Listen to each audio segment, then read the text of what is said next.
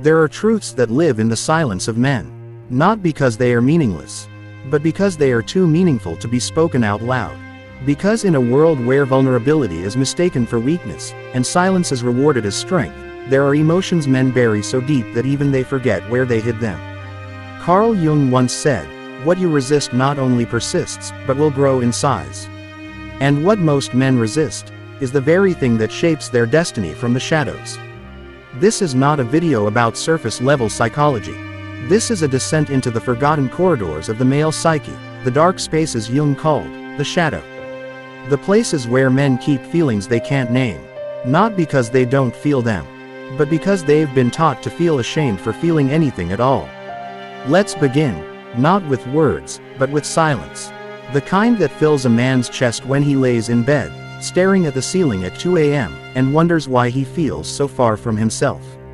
You've seen him. Maybe he's your brother, your father, your lover. Maybe he's you. He laughs, he works, he provides, he protects. But inside, there's a weight. And it's not the kind you can see. It's the kind you feel in the pauses between his sentences. The hesitation in his eyes when someone asks, "Are you okay?" Because he doesn't know how to answer that. Because he was never taught that his truth was welcome. What does he feel? What does he carry?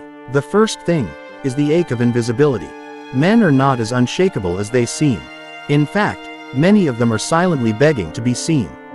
Not for what they do, but for who they are beneath the armor. They want to be held without needing to ask. They want to be told, "I see you," not just your strength, but your pain. Not just your effort, but your exhaustion. But the world rarely grants them that. Because men are conditioned to perform, not feel. So, they become masters of hiding. They hide behind success, behind humor, behind rage, behind silence. They go to work, they provide, they endure, and slowly, piece by piece, they disappear. Not physically, but emotionally, spiritually, psychologically. They stop asking for affection. They stop sharing their thoughts. They stop expecting to be heard. And before long, they forget what it was like to be truly known. That is the ache of invisibility. When a man no longer believes that anyone can see him. Because he's been living so long behind a mask. But there's more. Another truth he dare not speak. The fear of not being enough. You see it in the way he double-checks his bank account. In the way he compares himself to men he doesn't even respect. In the way he sacrifices his health, his passions, and his time. All to convince himself he matters. From a young age, men are told their value lies in what they can produce. So they run, they chase, they burn out, trying to prove they are worthy of love by becoming useful. But deep inside, in a place no one sees, there is a voice that whispers, "If I stop being useful, will they still love me?" That fear of being replaceable, dispensable, forgettable, eats away at him more than any external failure ever could. So he keeps pushing, keeps achieving, keeps pretending. He may never admit it, but his constant drive is not always ambition. Sometimes, it's desperation. Desperation to be enough. Desperation to silence the shame that says he never will be. Carl Jung warned us, the shadow we don't face becomes the script we blindly follow. And for many men, that script is simple. Don't stop, don't feel, don't fail. But there's a third feeling. The one no man wants to acknowledge. Even to himself. The longing for softness. Not sex, not power, not dominance, but softness, gentleness, peace. The kind of peace that comes from being safe enough to fall apart. To be flawed, to be afraid, to not have all the answers. He craves it. The softness of a touch that isn't asking for anything. The quiet comfort of knowing he doesn't have to perform. But here's the tragedy. He's been so conditioned to reject softness, that when it finally arrives, he doesn't know how to receive it. He may mock it, push it away, sabotage it, not because he doesn't want it, but because he's afraid he doesn't deserve it. This is the paradox of masculinity in our time. Men feel everything, but are praised for showing nothing.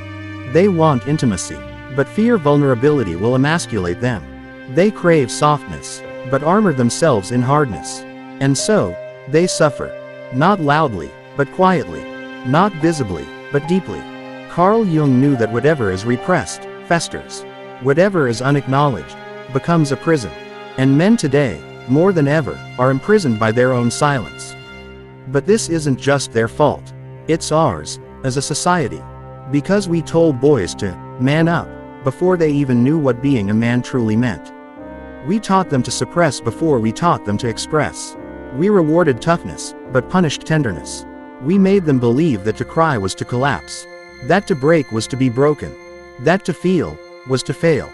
So now, we walk among wounded warriors, men who carry unshed tears in their lungs, who smile while drowning, who love deeply, but have no language for it. And the tragedy is, they will never admit these things. Not because they are dishonest, but because they are afraid. Afraid that if they expose these wounds, they'll be rejected, mocked, left. But here's the truth Jung would want us to remember. What we bury doesn't disappear. It waits. It waits for the moment we're too tired to keep the mask on. And then, it erupts.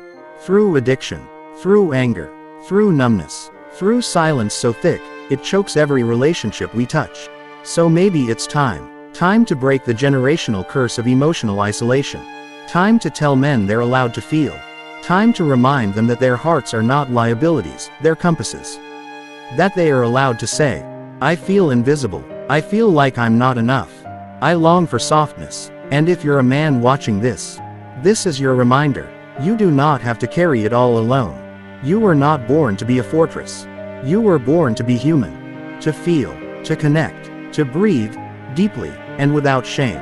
Carl Jung once wrote, the privilege of a lifetime is to become who you truly are. Not the version the world forced you to become, but the man you were before they told you not to feel. Before they taught you that love must be earned. Before they convinced you that crying was a weakness. The world needs strong men. But strength isn't stoicism. Strength is truth. And the truth is, you are allowed to feel, even the things you will never admit out loud. Because those are the things that make you whole.